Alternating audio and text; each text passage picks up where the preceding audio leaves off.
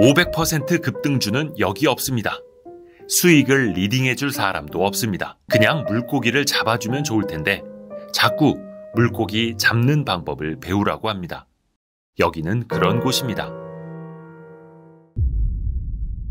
전쟁터 같은 시장에서 살아남기 위해 스스로를 강하게 만들려는 사람들, 계좌에서 실시간으로 변하는 수익률보다 장기간 꾸준히 성장하는 자신의 모습을 사랑하는 사람들, 현명한 투자자들이 모인 공간, 와이즈 클럽.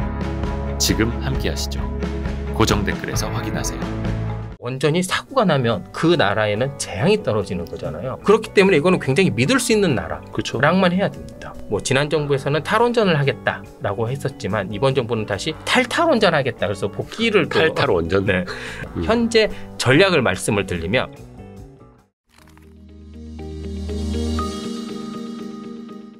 그러니까 지난번에 의외로 조회수가 잘 나와가지고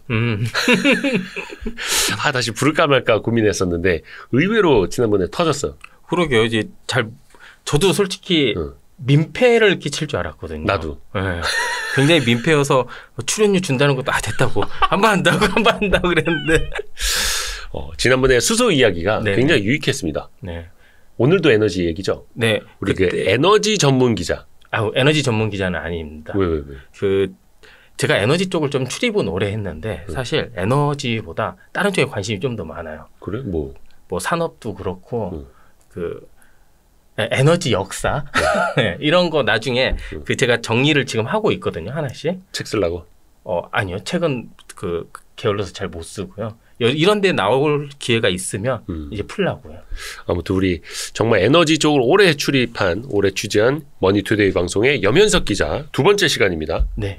오늘 어떤 이야기 준비하셨어요? 그때 제가 아마 여기에서 말씀을 드릴 때 원전 얘기를 하셨어요. 편집장께서. 그래서 제가 그러면 다음에 또 불러주면 원전 이야기를 한번 해보겠다. 그래서 이제 원전 이야기를 할 거고요. 네. 저번에 또 수소가 의외로 터져서 또 수소 이야기도 같이 원전과 수소 뭔가 상충되는 것 같은데 되게 요즘에 연관이 깊거든요. 같이 이어지는 얘기예요? 네. 네네네. 그래서 요 이야기를 한번 해보려고 합니다. 기업 이야기부터 해볼까? 네. 원전, 수소, 원전 이야기하면 가장 편집장께서는 딱 생각나는 기업이 뭐 있으세요? 두산중공업. 그렇죠. 두산 에너빌리티. 지금은 이제 에너빌리티. 네. 무슨 뜻이지? 에너지 어빌리티. 에너지로 할 수 있다. 뭐 이렇게 이름을 어렵게 만들어. 두산 에너빌리티. 두산 중공업이 너무 촌스럽다 그래야 되나? 옛날 그러니까 헤비 인더스트리잖아요. 영어로 하면. 근데 자기네들이 하는 게 헤비 인더스트리 쪽이 아니에요. 주력이. 보면 제가 그래서 한번 찾아봤어요. 사업 보고서에 얘네들이 사업 소개를 어떻게 하고 있나. 네.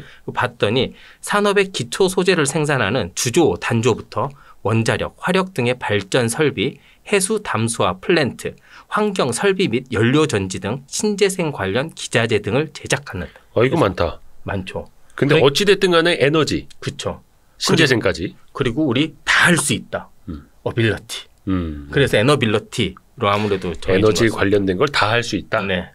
그래서 두산 에너빌리티. 네. 근데 두산 에너빌리티 하면 뭐가 가장 먼저 떠오르세요? 두산 어떤 에너빌리티 산업? 하면? 네. 뭐죠? 원전 얘기했고. 네. 해수 담수화? 해수 담수화도 그렇고 원전도 그렇고 뭐 LNG도 그렇고 딱 하는데 보통 그러니까 뭐 에너빌리티가 막 주가가 부양이 되고 이러면 보통 원전이 뜰 때잖아요. 네. 근데 저는 그때 전 방송 말미에 제가 에너빌리티에 물려 있다라는 말씀을 드렸었는데 자백? 그때 제가 그때 저는 에너빌리티를 원전주로 보고 들어가지 않았습니다. 예전에? 네. 이거 산지 되게 오래됐어요. 작년에? 네. 얼마 안 되네 그러면.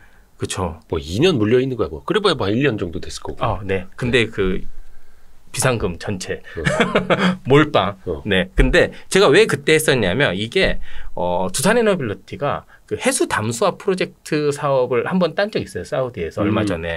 이때 한 9천억 정도 되는 거를 이제 인수를 했거든요. 근데 두산 에너빌리티의 해수 담수화 능력이 얼마나 되냐면요. 전 세계 40%를 가지고 있습니다. 세계 시장 점유율이 40%라고? 네. 그러니까 바닷물을 담수, 마실 수 있는 물로 바꾸는 기술이. 네. 그 플랜트를 하는 게 40%. 근데 요즘 막 기후위기 얘기 많이 나오면서 식수 문제 되게 많이 나오고 있거든요. 그렇죠. 그래서 이 해수 담수화 이 시장이 매년 한 15%씩 증가하고 있어요. 그래서 보통 이거를 유력한 그 컨설팅 회사에서 추정하기로는 2025년까지 한 38에서 40조 원 정도의 규모가 될 거라고 예상을 하고 있습니다. 한 38조 원의 40%면 매출 15조 원이거든요. 작은 범위가 그렇죠. 아닙니다. 근데 이거를 잘 모르시더라고요. 두산 에너빌리티 하면 네. 무조건 원전으로만 생각을 해요, 사람들. 그러니까 저는 이거를 해수 담수화, 즉 기후 위기 관련주로 보고 들어갔는데 망했죠. 아, 기후 위기 관련주로 봤다고. 네. 예전에 그 두산중공업이 기업 이미지 광고할 때 네. 그래서 막 뭐 아프리카 지역에 막 물을 막 맞습니다. 퍼올리고 네. 막 이런 것도 많이 나왔었잖아요. 네, 맞습니다. 다 이 일환이었어요. 이게 그 1978년부터 시작을 합니다. 얘네들이. 네. 굉장히 역사가 오래된 산업입니다. 그래서 이제 두중 시절부터 사우디에서 이제 해수 담수화 플랜트를 이제 구축한 이후 현재까지 계속 진행을 하고 있죠. 네. 근데 해수 담수화 그 자체가 뭔지 모르시는 분들을 위해서 네. 좀 설명 좀 해주세요. 맞습니다. 이게 해수 담수화가 굉장히 좀 어려운 네. 산업입니다. 해수 담수하면 쉽게 바닷물을 먹을 수 있는 예. 이런 수처리 과정이에요. 그러니까 바닷물을 바꾸는 거. 이 두 가지 방법이 있습니다. 어떤 방법이 있냐면 우리 뭐 나디아라고 혹시 옛날에 영화 만화영화 기억나요? 만화영화? 네. 기억나는 것 같은데? 나디아의 여자 주인공. 네. 나디아에 보면 얘네들이 예. 무인도에 표류를 합니다. 네. 그때 이렇게 바닷물을 증류를 막 이렇게 해가지고 식수를 만드는 게 있어요. 이렇게 원초적으로 바닷물을 끓여가지고 그 수증기만 모아서 하는 방법이 있고요. 아, 그리고 뭐 무인도에 떨어졌을 때 영화 보면 그런 거 좀 하던데. 네네, 맞아요. 네. 그렇게 그 되게 원초적인 방법으로 하는 것도 있고 또 하나는 역삼투압 기법이라고 해서 역삼투압. 네, 이렇게 전해질 같은 막을 하나 두고 힘을 빡 줘서 염분을 다 걸러내는 겁니다. 염분은 통과하지 못하게. 네, 그래서 담수만 딱 남게. 자, 우리가 물을 끓이든 바닷물을 힘을 줘서 고압으로 넘기든 둘 다 에너지가 굉장히 많이 필요한 작업입니다. 아, 해수를 마실 수 있는 물로 바꾸려면 에너지가 필요하다. 네. 그렇기 때문에 특히 이런 사우디 같은 데 해수 담수화 프로젝트를 한번 보잖아요. 그러면 옆에 항상 발전 시설이 같이 있습니다. 아, 그러니까 에너지가 많이 들어가니까 네. 해수 담수화 시설 옆에 발전 시설이 같이 있어야 되는. 맞습니다. 그렇기 때문에 인근에 발전소를 좀 같이 짓거든요. 그런데 그때 주로 하는 게 예전에 이제 석탄 화력이라든지 LNG 발전, 뭐 원전 이런 데 이제 많이 주위에 있는데 요즘 같은 경우에는 이거 SMR로 하는 경우가 되게 많습니다.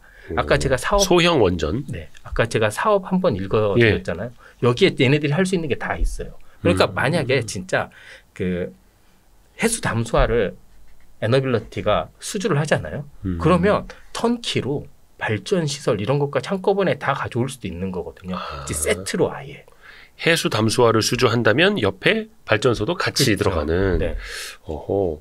근데 해수 담수화가 이게 사실 물이 부족한 지역에는 꼭 필요한 거기는 한데 네. 이게 만능은 아니지 않습니까?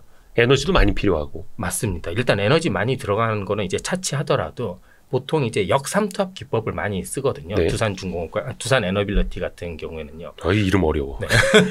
그 역삼투압을 하면 네. 여기 바닷물이 여기 있고 압력을 탁 줘서 여기 담수만 쫙 빠졌잖아요. 네. 그럼 이쪽에 남아있는 물 같은 경우가 염분이 엄청 높겠죠. 그렇죠. 염분이 엄청 높은 것 자체가 오염원이 될 수가 있거든요. 그래요? 예를 들어 그냥 걸러서 소금 만들어 먹으면 안 돼요? 이게 또 좀 다른 게 네. 우리 염호라고 예. 뭐 리튬 그런 거 말고 저기 사해 같은 데 보면 러시아에 농도 염분이 높은데. 너무 많잖아요. 그 그러면 사람이 둥둥 뜨는데. 네. 생태계가 오염이 돼요. 그러니까 예를 들어 이거를 후처리를 하지 않고 그냥 내보낸다. 그러면 우리가 물을 마시기 위해서 바닷물을 이용을 하지만 그 네. 바다에 있는 생태계 자체를 또 오염을 시킬 수도, 그러니까 파괴를 시킬 수도 있는 문제가 좀 있고요. 두 번째가 이게 조금 과학적 얘기를 하나 해드리면 그 농도가 높아지잖아요. 예. 농도가 높아지면 물 자체가 무거워집니다. 바닷물 자체가 더 무거워져요. 네네네. 농도가 높으니까. 네. 그러면 이 순환하는 구조에도 조금 그 영향을 줄 수가 있습니다. 그러면 생태가 요 앞에 그 인근에만 미치는 게 아니라 좀 더 원양으로까지 미칠 수도 영향이. 있거든요. 이게 그렇기 때문에 이게 해양 오염이 있을 수 있어요. 그렇기 때문에 조금 그러니까 뭔가 애매합니다. 시커매지고 막 뭐가 섞이고 이게 아니라 그렇죠. 그냥 짠 물만 남았는데 정말 더 짠 물만 남았는데 네. 이걸 어디다가 뭐 방류를 하게 되면 그 근처 물이 더 농도가 높아지고 네. 그러면 해양 생물들이 염분 농도 때문에 뭐 죽을 수도 있고. 맞습니다. 하기사 이거 그 열대어 키우신 분들은 되게 잘 아실 거예요. 네. 염분 농도 잘못 맞추면 그 비싼 진짜요. 열대어 다 죽습니다. 네. 근데 이제 뭐 물론 여기에는 이런 후처리 시설 같은 게 다 있죠. 네. 하지만 이게 뭐 언제나 만약이라는 것들이 있기 때문에 이게 정말 사우디아라비아에서 주로 많이 하거든요. 사우디아라비아 같이 이렇게 굉장히 물이 급한 곳에서는 어쩔 수 없이 하지만 이게 어느 정도 확장성에 대해서 한계가 좀 있어요. 그리고 이게 에너지가 워낙 많이 들거든요. 그렇기 때문에 이게 만약에 송전 설비, 그러니까 송전 설비가 좋지 않은 곳은 항상 근처에 발전소 같은 걸 따로 이렇게 해줘야 됩니다. 그러니까 돈이 너무 많이 듭니다, 이게. 네. 멀리까지 두기가 어려우니까. 네. 그러면은 뭐 어떻게 해야 돼? 아까 그 SMR 이야기 잠깐 나왔고. 네.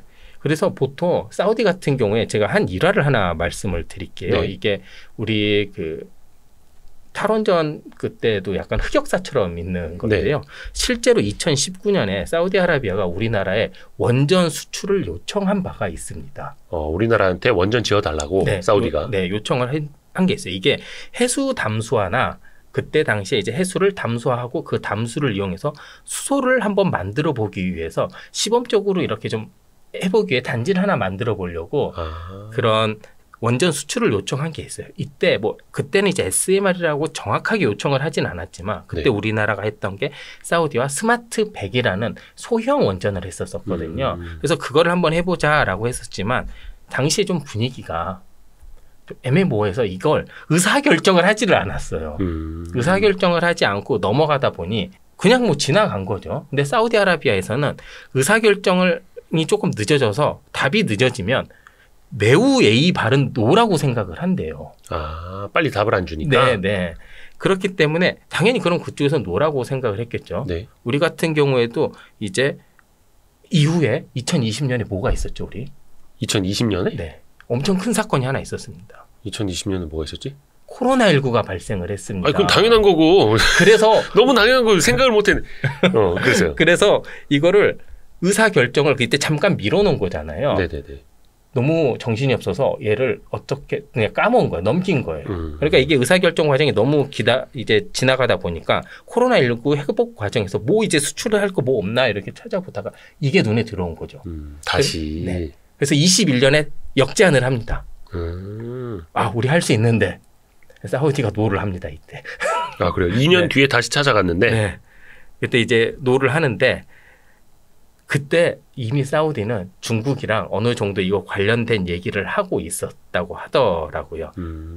중국 쪽으로 넘어갔구나. 뭐 아주 넘어간 건 아니고요. 지금도 계속 협의해요. 우리나라도 거기에 지금 다른 뭐 원전이든 SMR이든 이런 거를 밀어넣고 있고 중국도 얘기를 하고 있고 뭐냐면 사우디 같은 경우에는 이게 거의 막 100조 원 얘기 막 이렇게 나오고 있거든요. 원전 100조 원을 우리가 쏘겠다. 그렇기 때문에 얘네들도 함부로 이렇게 막 고르기가 쉽지가 않잖아요. 하지만 우리나라가 그러니까.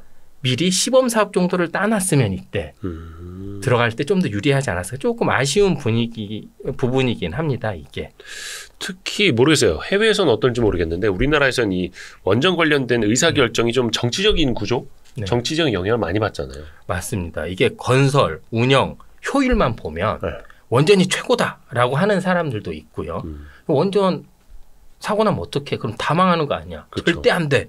이런 사람들이 또 원전을 반대하는 부분이 또 있습니다. 근데 이 부분이요, 진짜 너무 팽팽하게 봤어요. 근데 다 맞는 말 같기도 하고. 네. 근데 이게 어찌 보면은 환경에 대한 생각, 네. 환경에 대한 기준부터 달라서 결국은 이게 진영 논리로 가버리고. 맞아요. 그래서 이게 그러니까 평행선을 계속 가는 거거든요. 근데 이 두 진영 다 찬성하는 건 하나 있습니다. 네. 수출은 좋다 이거예요. 왜냐하면 경제적 파급 효과가 너무 좋거든요. 우리나라 땅에 짓는 것보다 일단 수출해서 돈 벌어오는 건 좋다. 그렇죠. 일단 나만 아니면 돼. 약간 뭐 이런 시점도 있는 것 같긴 한데 그래서 남한테 팔기는 좋고 우리가 가짜니 좋아하는 사람 나쁜 사람이 있어요. 그러니까 참 정치가 개입하기 좋은 거예요. 내 표도 확보할 수도 있고 대외적으로 광고도 할 수 있고. 그래서 우리나라가 뭐 지난 정부에서는 탈원전을 하겠다라고 했었지만 이번 정부는 다시 뭐 원전을 탈탈원전하겠다. 그래서 복귀를 또 탈탈원전 네, 하겠다 이렇게 얘기를 했잖아요. 네네네. 그래서 이제 2030년까지 총 10기의 원전 수출을 하겠다라고 밝혔습니다. 근데 이렇게 될까? 조금 의문이 좀 들긴 하는데 현재 전략을 말씀을 드리면 폴란드 쪽 민간 부분 수출은 성공한 걸로 지금 보고 있습니다. 한 2기 그때 네. 작년에. 그리고 정부 부분은 미국 쪽이 하고 있는데 이거를 미국과 협력을 해서 우리가 여기에 참여를 하겠다. 이것도 수출로 간주하겠다. 약간 이런 생각이고요. 체코는 미국과 협력해서 수주하겠다. 라는 생각을 가지고 있습니다. 이게 아마 예상대로 다 되면 한 6기 정도가 여기에서 나올 겁니다. 이 정도가. 최대는 조금 더 나올 수 있는데 일단 목표치는 6기입니다. 그러면 이후에 영국, 남아공, 필리핀, 베트남, 네덜란드 이 정도의 나라에서 지금 원전 건설을 예정하고 있거든요. 여기에서 발주가 나오는 거에 절반은 잡겠다라는 겁니다. 그러면 한 10기가 거의 딱 맞아 떨어집니다. 폴란드, 체코뿐만 아니라 영국, 남아공, 필리핀, 베트남, 네덜란드 여기도 이제 수요가 있다라는 거고. 근데 사실 이게 우리나라만 하는 게 아니라서 해외 나가서 또 외국 업체들하고 경쟁해야 되잖아요. 맞습니다. 원전 수출전은요 거의 나라별 자존심 싸움이랑 비슷합니다. 자, 원전 수출은 우리나라만 하는 게 아닌데요. 제가 표 하나 보여드리겠습니다. 자, 2011년부터 2021년까지 세계 원전 수주 동향입니다. 2020. 수주? 네. 러시아가 제일 많아요? 네. 러시아가 가장 많이 수출합니다. 러시아가 사람들이 조금 무시할 수도 있는데 원전 수출이 굉장한 강국입니다. 10기를 수출을 했습니다. 10년 동안. 저 이제 개수 기준이죠. 네네. 뭐 에너지 발전량 기준이 아니라. 네. 그리고 중국이 4기, 우리나라가 4기, 프랑스가 2기입니다. 근데 수출한 나라가요. 프랑스는 한 나라예요. 영국 하나. 한국은 UAE, 아랍에미리트 하나. 중국은 파키스탄 한 곳입니다. 근데 러시아는요 되게 많아. 이 기간 동안 이집트, 이란, 우크라이나, 중국, 인도, 벨라루스 등의 수출을 성사를 시켰습니다. 오, 이집트, 이란, 우크라이나, 중국, 인도, 벨라루스. 네, 그리고 심지어 그 이집트에서 지금 이집트에 러시아가 이집트 수주한 거는요 우리나라가 보조기기들을 거기에 참여하는 형식으로 지금 대구하고 있거든요. 그래서 이제 원자로만 러시아가 짓고 거기에 필요한 터빈이라든지 뭐 파이프라인이라든지 베어링이라든지 이런 거는 또 우리 업체들이 또 지금 하고 있습니다. 그러니까 이거를 보면 러시아가 이제 뭐 전쟁 제가 21년으로 잡은 거는 이때 전쟁의 그쵸. 여파를 아직 하기 전에여서 이제 21년으로 잡은 건데 러시아가 이렇게 많이 수출을 할 수 있었던 이유는 딱 하나예요. 원전 되게 비싸잖아요. 그렇기 때문에 원전을 잘 짓게 하기 위해서 남을 나라에서 원스톱 서비스를 제공을 해줍니다. 원스톱 서비스? 설계, 건설, 금융 지원까지 다 해줍니다. 그렇죠. 그래야죠. 그래야죠. 그래야지 이제 여기 보면 그렇게 막 부자 나라는 별로 없습니다. 이집트, 뭐 우크라이나도 있고 벨라루스도 있고. 이런 데 보면 이제 부자 나라는 없기 때문에 이렇게 다 원스톱으로 해주고 여기에서 이제 이익을 쉐어를 한다거나 이런 방식으로 아니면 자기 영향력을 조금 더 높인다거나 이런 방식인데요. 왜냐하면 원자력을 수출을 했다라는 말은 그 나라, 그러니까 수출국과 수입국이요. 한 80년 정도는 아주 강력한 에너지 동맹을 맺는 겁니다. 이게 어떤 사람들은 이렇게 얘기도 합니다.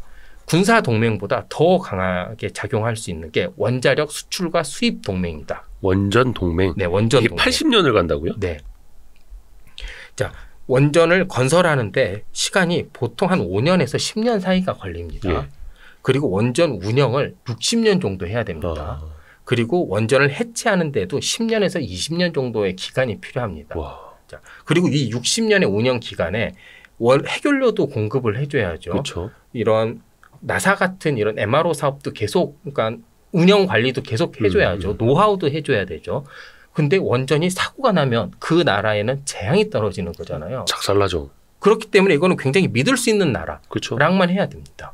그렇기 때문에 원전을 수출을 하게 되면 굉장히 동맹 관계가 강해집니다. 자, 우리나라 같은 경우만 하더라도 아랍에미리트를 한번 예로 들어보겠습니다. 우리가 UAE랑 언제 이렇게 가까워졌다라고 생각을 하세요? 글쎄요. 그래도 우리나라가 원전 수출한 이후에 뭔가 좀 더 교류가 많아지지 않았던가요? 그때부터 시작해서요. 원전 수출을 하기 위해 군사동맹, 군사도 보내줬었죠. 그렇죠. 그때. 그리고 맞아. 원전 수출을 하면서 이제 조금씩 더 문을 열어서 지금은 중동에서 가장 가까운 나라 중에 하나가 된 겁니다. 그때 그 군사를 좀 보내주는 거에 대해서 말도 말고 탈도 맞습니다. 많았었는데 지금 염현석 기자 이야기 들어보니까 이거는 진짜 완전 동맹 수준으로 가는 거네요. 맞습니다. 또 그 차관이라고 하는 금융 지원도 맞아요. 해야 되는 거고 그냥 건설이 아니네. 네. 와, 차원이 굉장히 높네요. 자, 우리 요즘에 가장 우리나라랑 관계가 좋은 유럽 국가를 꼽아라. 그러면 폴란드 한번 생각해 보세요. 그쵸. 우리가 민간 부분에서 2기를 이미 성공을 했다라고 지금 보고 있거든요. 그러면 그 성공과 함께 많이 얻어진 여러 가지 산업들을 보면 자, 우리 최근에 군수 방산. 그렇죠. 군수 방산. 아, 그렇게 이어지는구나. 그리고 거기에 이미 LG 에너지 솔루션의 배터리 공장도 이미 들어가 있습니다. 맞아. 예. 그리고 인근에 기아차, 현대차 공장도 폴란드 근처에 다 있어요. 체코랑 뭐 슬로바키아. 네. 그리고 거기에 이제 들어간 여러 부품 공장들 같은 거 폴란드 인근에 굉장히 많거든요. 이런 거 생각해 보면 이런 원전 수출을 성사를 시킨다라는 거는 정말 굉장한 그 외교적인 성과로도 이어질 수가 있는 것 중에 하나입니다. 원전이 그냥 원전만 놓고 우리가 뭐 환경이라든지 뭔가 뭐 수주전, 건설, 기술력 이것만 따지는 게 아니네요. 네. 완전 거의 국가 대 국가로 동맹을 맺는 수준. 야. 그렇기 때문에 우리가 다른 거 얘기를 하면 예를 들어 뭐 업체별로 많이 경쟁 관계를 얘기를 하잖아요. 네. 원전 같은 경우에는 나라별로 붙습니다. 그렇기 때문에 어디가 가져갈까? 한국이 가져가냐? 미국이 가져가냐? 중국, 러시아, 프랑스?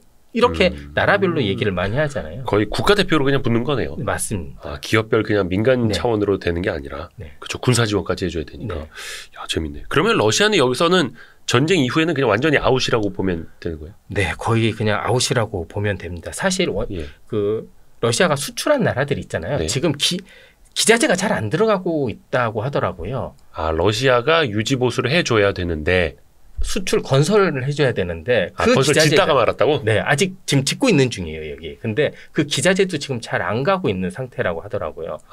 그리고 여기 보세요, 우크라이나에 수출했는데 우크라이나가 지금 싸우고 있잖아요. 아, 러시아가 우크라이나에다가 원전을 수출했던 거예요? 네네. 그러면 만약에 이게 완공이 됐다라고 해도 그 다음에 모르겠어요. 제가 봐왔던 푸틴, 뭐 제가 푸틴은 잘 모르지만 아니면 제가 그냥 러시아 사람이라고 해도 미워서 안 보내줄 것 같아요. 아, 그렇죠. 그리고 또 받기도 싫고. 네. 침공당한 나라에서 그쵸. 뭐 짓던 원전은 마저 지어야 되니까 러시아 기술자를 들어오세요 하는 것도 웃기고 말도 안 되고. 근데 이런 게 실제로 또 일어나기도 했습니다. 러시아의 로사톰이라는 되게 큰 원전 회사가 있는데요. 여기가 터키에 EQU 원전 발전소를 짓고 있었어요. 제가 한번 가지고 와봤는데요.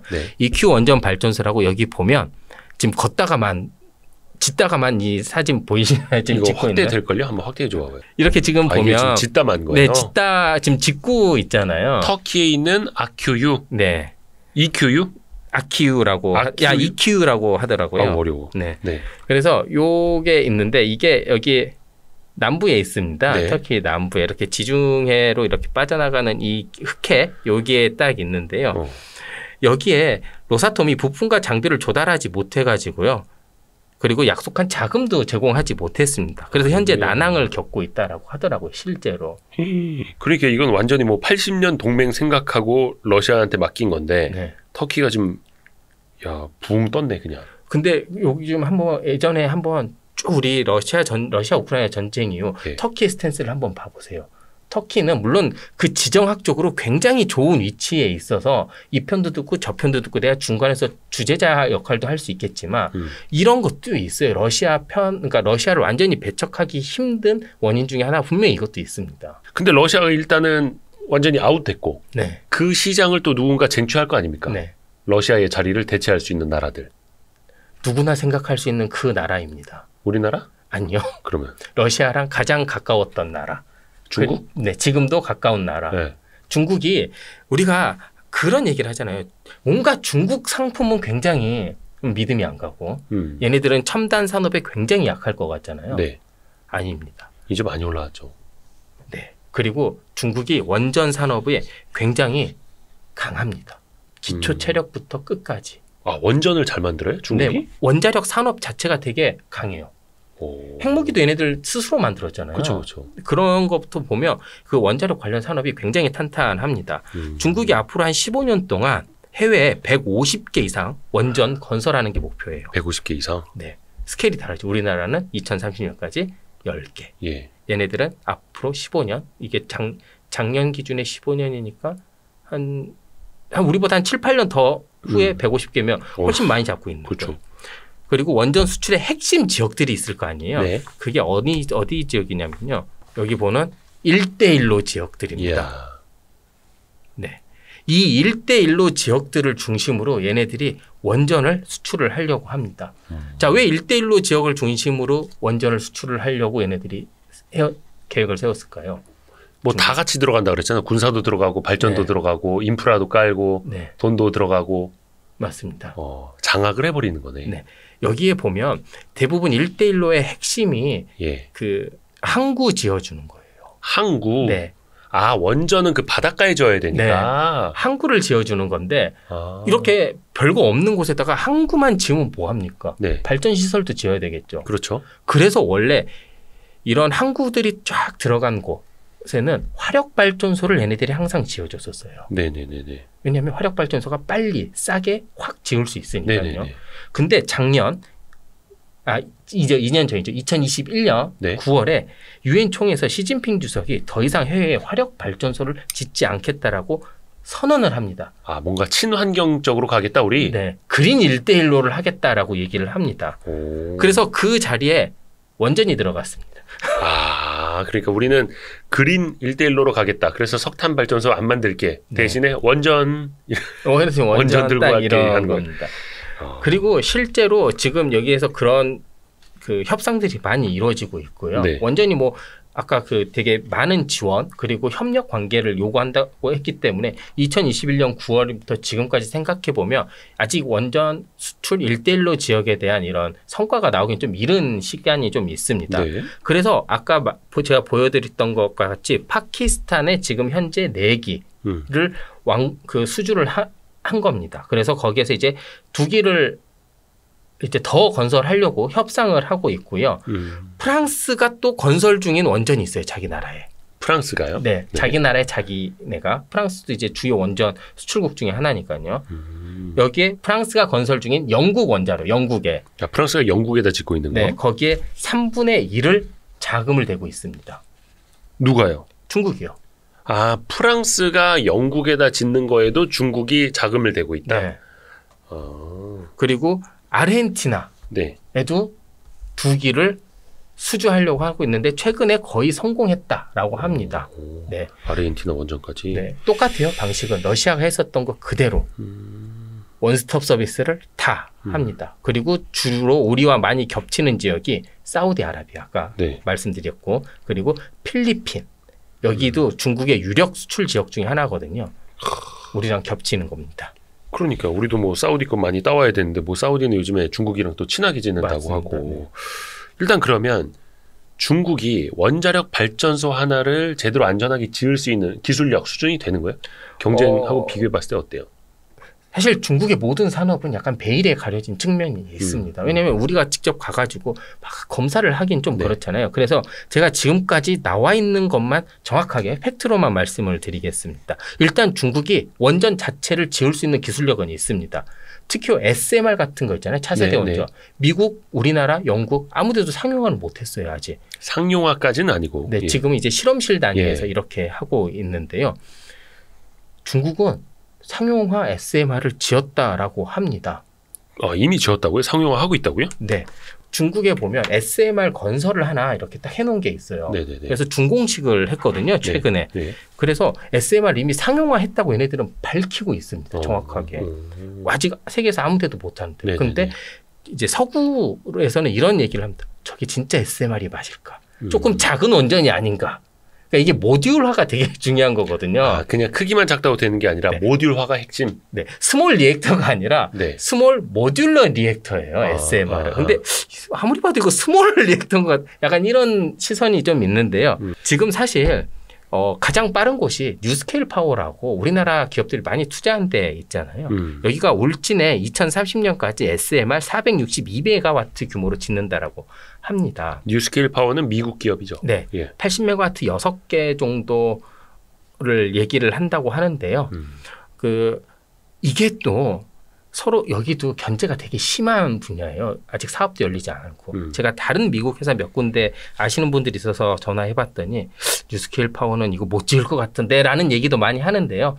어찌됐건 지금 가장 빠른 SMR 단지가 만약에 이게 계획대로 되면 여기도 가장 빠른 SMR 단지 중에 하나가 될 수도 있습니다. 그리고 다시 또 중국 얘기로 가면 중국이 80년대부터 원자력 발전소를 했었었는데 해외 기술 원전, 그러니까 러시아 기술을 기본으로 원전을 발전을 시킵니다. 그런데 이제 핵심 기술 같은 거는 이제 특허권든 지재권도 이제 많이 가지고 있습니다. 국제적으로. 그래서 이제 자체 기술로만 푸칭 원자력 발전소 5호를 2020년 11월부터 가동시켰고요. SMR은 뭐 링롱 1호라는 SMR은 세계 최초로 준공을 했고 이게 국제 원자력 기구로부터 안정성도 승인받았습니다. 그러니까 우리가 뭐 객관적으로 검증할 수 있을지는 모르겠습니다만 일단은 외형적으로는 중국도 원전을 많이 짓고 있고 SMR도 하고 있고. 네. 근데 또 이제 중국산의 강점은 가격이잖아요. 네. 가격도 많이 저렴해요? SMR이 아니라 원전. 예. 엄청 저렴합니다. 엄청 싸요? 네. 어떻게 원전을 싸게 할까요? 그렇죠. 그건 규모가 굉장히 큰 건데 프로젝트가. 그렇죠. 더 키웁니다. 국내에서도 원전을 엄청 짓고 있잖아요. 얘네 서해안에. 예. 그리고 수출도 아까 중국 국내에서 15년 동안 150개 한다 그랬잖아요. 네네. 자, 그러려면 기자재를 하나를 만들 거를 100개를 만드는 겁니다. 얘네들은. 싸게 많이? 네. 규모의 경제를 통한 이제 가격 경쟁력을 가지고 있습니다. 그러니까 이 규모의 경제를 할 수 있는 데가 전 세계에서 얘네밖에 없습니다. 사실. 중국밖에. 네. 현재 건설 중인 원전 숫자를 하나 보여드릴게요. 2022년 7월 기준입니다. 자, 중국이 17건 정도 됩니다. 인도가요. 예. 한 7, 8개 정도 되고요. 네. 러시아는 올스톱했으니까 일단 빼겠습니다. 터키가 한 3개 정도 되고 우리나라도 이거는 그 신한울 5, 6호기, 신고리 5, 6호기가 이제 3, 4, 5기가 이제 건설되기 전 그리고 신고리 이거 그 전에 2022년 7월이기 때문에 이때 신고리 5, 6호기랑 신한울 2호기가 포함돼서 3기입니다. 자, 그리고 미국이 2기, 영국이 2기, UAE가 2기. 이렇게 된 거. 이거 다 합쳐도 똑같아요. 그러니까 전 세계 원전의 절반 정도가 중국에서 지어지고 있는 겁니다. 자기네가. 그러니까 다 규모의 경제하기 되게 편하겠죠. 뭐든지 중국에서 해도 세계 1등이 되니까 규모로 보면. 그리고 실제로 이런 돌릴 때 우리 유지 보수도 해야 되잖아요. 네. 이 유지 보수 같은 것도요. 원전 생산량 순위를 보면 중국이 세계 2위입니다. 지금. 그러니까 이만큼 많이 돌리고 있습니다. 원전 생산량 순위. 네, 원전으로 만드는 전기. 전기 생산량. 네, 전기 생산량. 중국이 가장 많고요. 미국이 가장 많고요. 그다음에 중국, 프랑스, 러시아, 한국, 캐나다 이 수준인데요. 이 순서인데 중국이 많이도 돌리고 있습니다. 짓기도 많이 짓고. 그렇기 때문에 당연히 규모의 경제를 이루기 굉장히 좋은 환경을 가지고 있다라는 겁니다. 야, 근데 앞에서도 그 1대1로 이런 걸 이야기를 했고 중국이 기술력도 어느 정도 있는 건 알겠고 가격도 저렴하고 근데 이게 원전이라는 게 기술력하고 가격만 보고 덥석 중국의 손을 잡을 수 있을 것이냐 이거는 좀 다시 한번 생각해 볼 여지가 있잖아요. 굉장히 좋은 말씀이십니다. 자, 중국 하면 외교를 되게 못하는 나라 중에 하나입니다. 외교를 못해요? 그냥 가서 막 윽박 지르고 막 잡아오지 않나? 막 돈도 빌려주고 막. 약자 입장에서 생각을 하면 되게 좀 그렇잖아요. 껄끄럽죠. 돈 내놔 맨날 돈 얘기를 좀 많이 하고 이렇잖아요. 그러니까 차관 못 갚으면 바로 압류하고. 그래서 이제 스리랑카 사례에서 많이 보여진 것처럼 국가 부도까지 잘못 중국이랑 손잡으면 국가 부도까지 연결될 수 있다. 최근에 많이 드러났죠. 1대1로 사업을 위해서 중국이 많이 돈도 빌려주고 맞습니다. 뭐 인프라도 지어주고 고맙습니다 했는데 나중에 공짜가 아니야. 돈 내놔. 이자 밀렸어? 압류. 맞아요. 그렇기 때문에 이런 게 굉장히 크게 작용을 하고 있습니다. 그래서 1대1로에서 지금 그 원전 수주하는 게 굉장히 좀 어려움을 겪고 있다라고 하더라고요. 특히 중국이랑 손잡는 곳들이 가장 매력이 있는 게 싼 가격도 그게 아닙니다. 싼 가격도 뭐 중국이 뭐 지어주고 그런 게 아닙니다. 뭐냐면 중국 중앙은행에서요 돈을 정말 쉽게 빌려줍니다. 차관을 잘 내준다 이거였거든요. 왜냐하면 그 원전을 수출할 때 협상에서 가장 지난하게 이렇게 벌어지는 게 야 우리 얼마 낼 수 있는데 너네 얼마 빌려줘 이거거든요. 사실 UAE 같이 부자 나라 같은 경우에는 건설비 얼마야? 내가 결제해 줄게. 기간 내에만 좀 지어줘. 거기는 약간 이런 식이었다면 다른 곳들은 다 우리가 좀 돈을 어느 정도 조달을 해서 좀 보내줘야 되는 이런 경우가 좀 있습니다. 심지어 이거는 국가의 그런 부가 적을수록 더 치열하게 이루어지거든요. 그렇기 때문에 돈을 얼마나 잘 빌려주는 국가가 수주를 많이 할 수 있어요. 그렇죠. 유리한 조건으로 도와주는 나라. 네. 체코 같은 경우에 하나 수출하는데 8조 원입니다. 8조 원. 아, 원전 한 기에? 네. 가격이 8조 원짜리. 근데 이거를 3-4개씩 이렇게 짓잖아요. 그러면 막 20조, 30조. 네네네. 이런 금액인데 이거를 어떻게 그런 뭐 돈이 많지 않거나 그러니까 좀 부유하지 않으면 되게 부담스러운 금액이거든요. 그러면 이걸 차관을 내줘야 되는데 우리나라도 나라가 주는 게 아니잖아요. 산업은행이 가서 뭘 해주든지 수출입은행, 산업은행 그렇죠. 뭐 무보 이런 데들이 이렇게 해줘야 되는데 그런 기관들이 어떻게 이 30조 원 이런 걸 또 다 하기도 좀 너무 많잖아요. 중국은 하거든요. 근데 중국이 그거를 하는 게 부작용들이 나타나기 때문에 약간 지금 좀 꺼려하는 게 있습니다. 어떻게 보면은 그냥 좋은 줄만 알았는데 약간 좀 이제 중국 이제 손절해야 되는 거 아니야? 라는 느낌도 있는 거고. 거기에 요즘에 또 미중 패권 전쟁 때문에 그 미국 눈치도 봐야 되고 중국 눈치도 봐야 되는 수많은 나라들이 있잖아요. 이게 또 하나 굉장히 걸리는 겁니다. 아까 제가 원전의 수출 수입은 기본적으로 굉장한 동맹 관계를 형성을 할 수 있다라고 했잖아요. 이게 정확하게 보여준 제가 과거 사례들을 좀 말씀드리겠습니다. 프랑스가 1973년 이때 이제 오일 쇼크, 1차 오일 쇼크가 이제 막 시작됐었을 때입니다. 뭐 잘 보여야 되잖아요, 중동에. 이때 안정적인 석유 수급 보장을 위해서요, 중동 산유국에 원자력 지원을 약속을 하고 제공을 해줍니다. 원자력 발전을. 중동 산유국에다가 프랑스가 기름 많은 나라에다가 너네 너무 기름만 쓰지 마. 그래 이런 것도 있단다. 이런 그리고 그 재처리가 다 원자폭탄의 재료가 되는 거잖아요. 농축우라늄. 그런 것들도 있고 하기 때문에 되게 이런 거가 좋은 이런 바터의 그 수단이 될 수가 서로 교환의 수단이 될 수도 있는 겁니다. 또 미국도 인도랑 파트너십을 위해서요.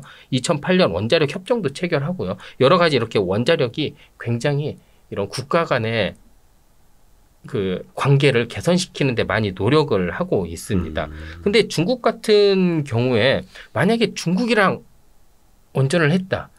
그러면 제가 아까 말씀드린 것처럼 몇 가지 걸리는 게 있는데요. 안정적인 핵 연료를 계속해서 내가 공급받을 수 있나. 그냥 원자로 모형에 따라서 공급되는 핵 연료의 그것도 조금씩 다르다라고 하더라고요. 그 연료봉. 연료봉. 핵 연료를 얼마나 안정적으로 받을 수 있나. 그러니까 중국이 우리나라에 했던 거 보세요. 예를 들어 사드를 놨다. 보복. 끊어. 뭐 한다. 끊어. 그럼 80년 동안 눈치 봐야 돼요. 그렇죠. 그거를 과연 내가 30조 원이나 주고 했는데 아니면 뭐 8조 원이나 주고 했는데 이것까지 눈치를 봐야 돼?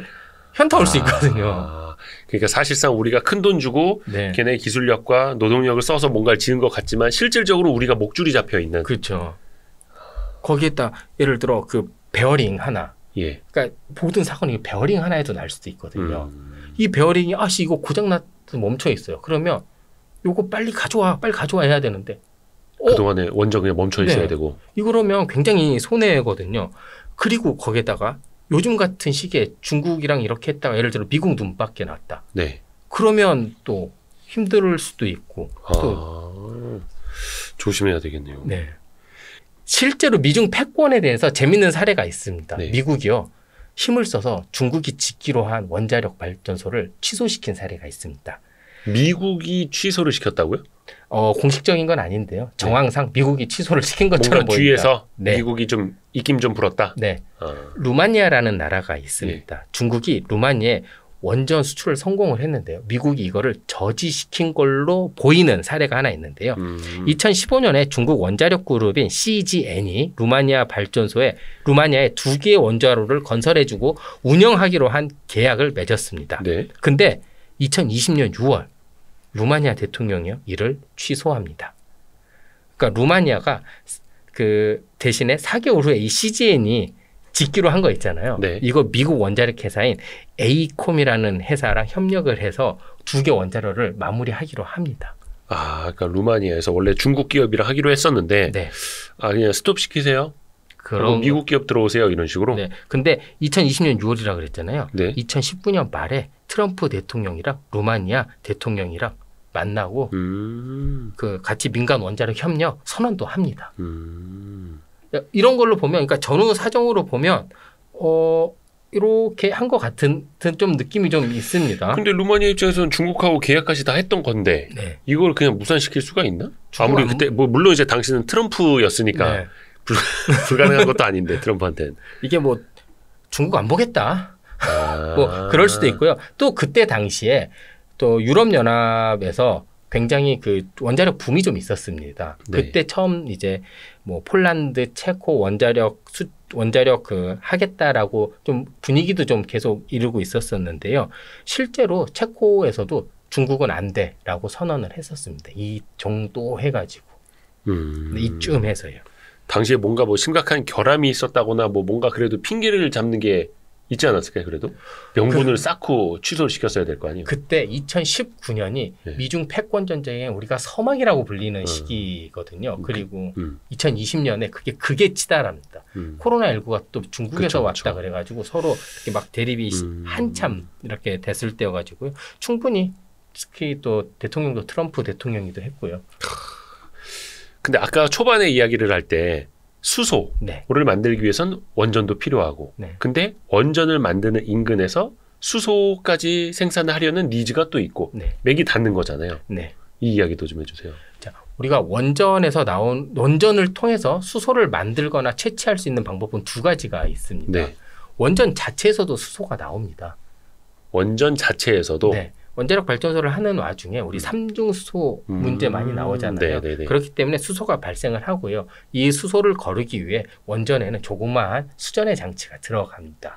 그래서 수소가 나오면 그 수소가 막 삼중수소랑 반응을 해서 뭐 H2로 날아간다든지 아니면 그게 다시 또 물로 된다든지 뭐 여러 이렇게 그 삼중수소를 억제하는 또 방법이 있거든요. 네. 그런데 우리가 원전을 통해서 수소를 만들겠다라고 하는 건 이 수소는 아니고요. 네. 원전에서 나오는 전기를 이용해서 수소를 만들겠다라는 겁니다. 그 전기로 전기 분해하는. 네.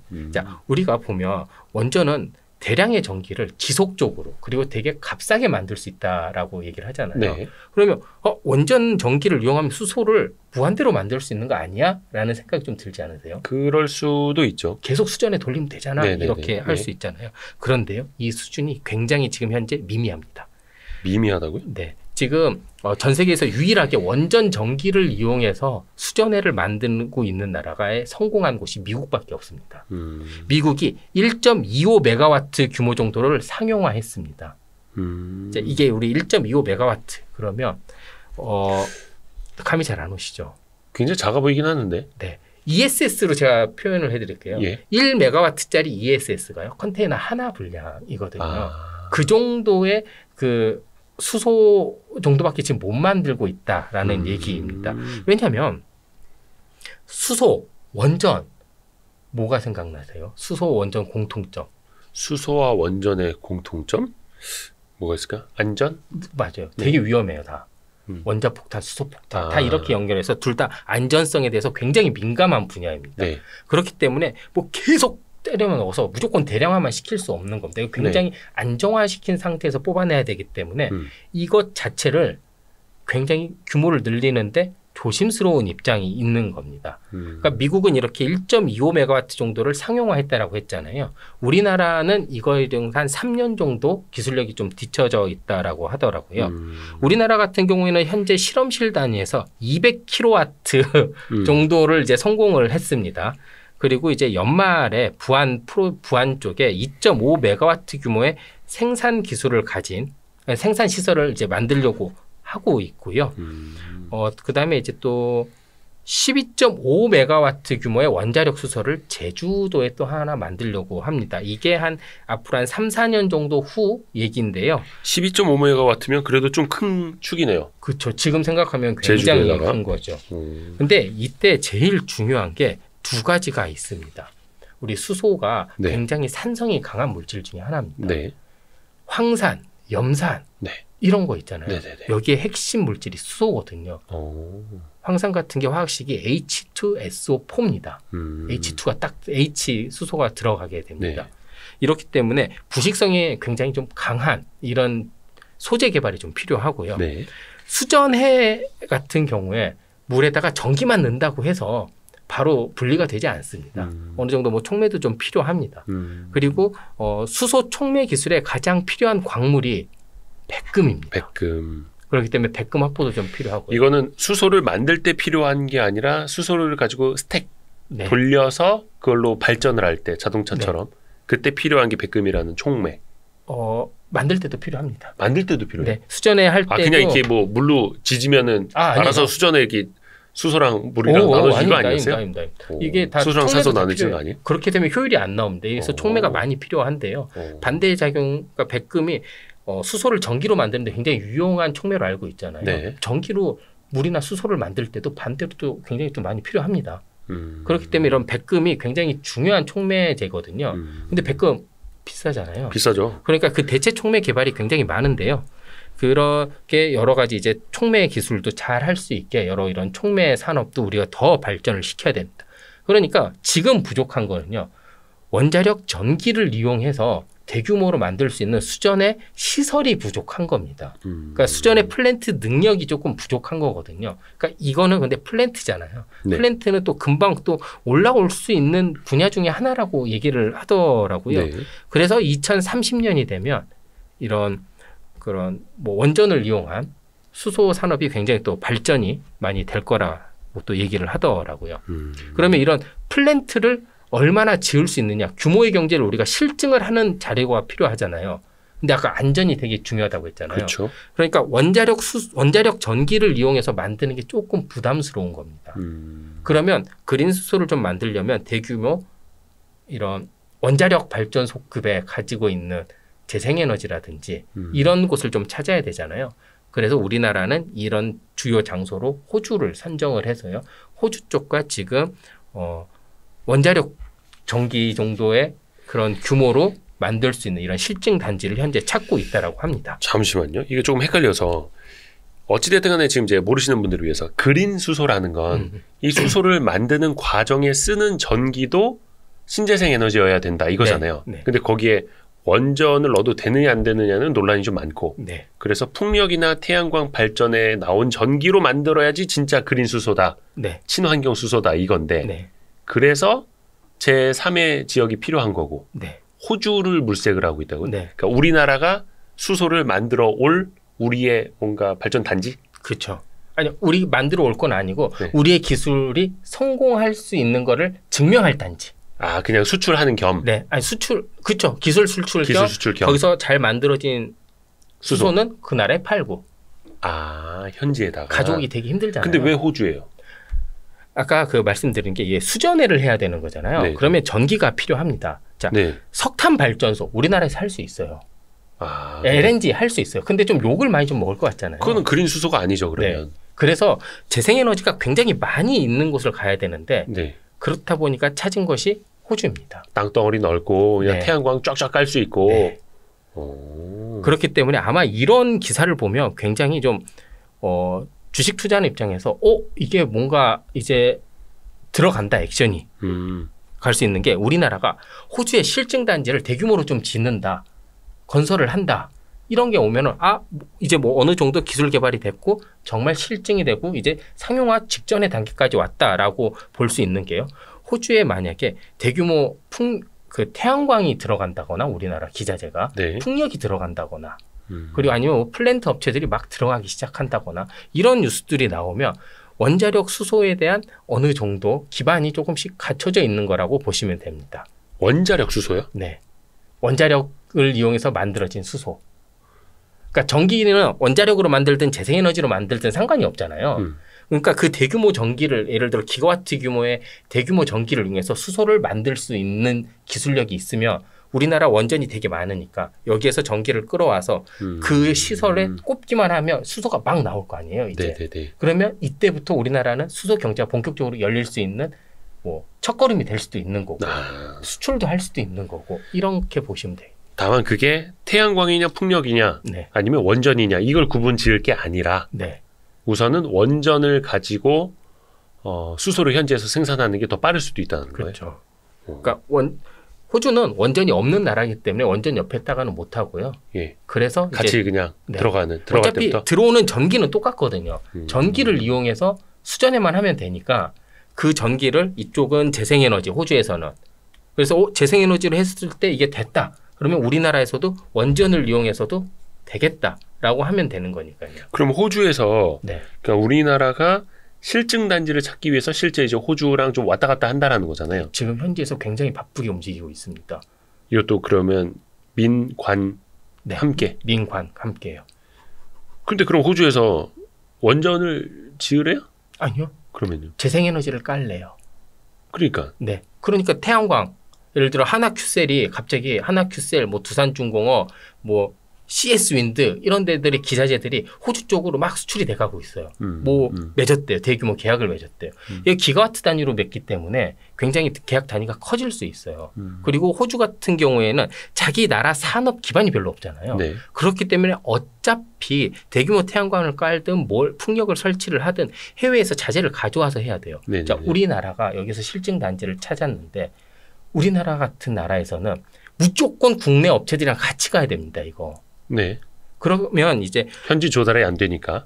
현지에 경쟁 상대가 없으니까요. 네네네. 호주 로컬 기업은 우리나라처럼 이렇게 그런 대규모로 생산 제조 능력이 안 되기 때문에 하나큐셀이라든지 뭐 CS 윈드 또 두산중공업 또 여러 그 태양광 풍력 발전 그 기자재 업체들 있잖아요. 네. 거기가 호주에 계약이 딱 된다. 그리고 호주에 갑자기 수출이 간다. 그러면 저는 이때가 우리나라도 수소 플랜트 그러니까 수전의 플랜트의 기술이 어느 정도 많이 올라온 시점으로 좀 보면 되겠다라고 생각을 하는 겁니다.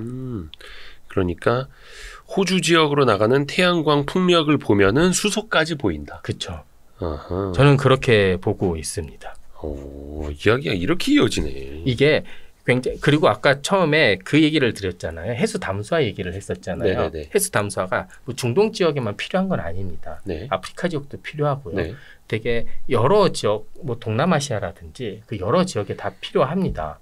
근데 그런 데들의 공통점이 뭐가 있냐면 그 발전 이런 송전 설비들이 안 좋습니다. 그렇기 때문에 옆에 바로 발전원들이 있어야 되는데 요즘과 같은 시기에 석탄 화력, LNG 화력 좀 짓기 힘들잖아요. 그렇다고 거기에 막 8조 원짜리 짓는 거 좀 오바잖아요, 원전. 그리고 원전을 짓기 위해서는 여러 가지 뭐 지질학적인 조건도 만족을 해야 되고 위치도 만족을 해야 되고요. 그렇기 때문에 SMR이 또 세트로 들어갈 가능성이 되게 큽니다. 예를 들어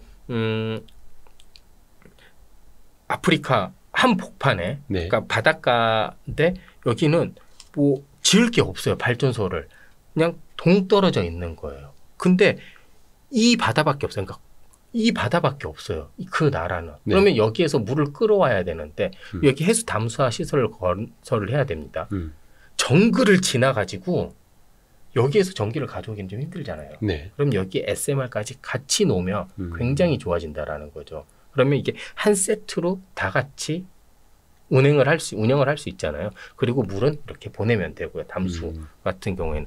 그래서 앞으로는 이런 해수 담수화, SMR, 그다음에 수소 이 모든 게 거의 하나로 막 이어져서 갈 가능성도 굉장히 크다라고 봅니다. 패키지로. 네. 이야, 이 이야기가 처음에 해수 담수화로 시작해서 그러려면 전기가 필요하다. 네.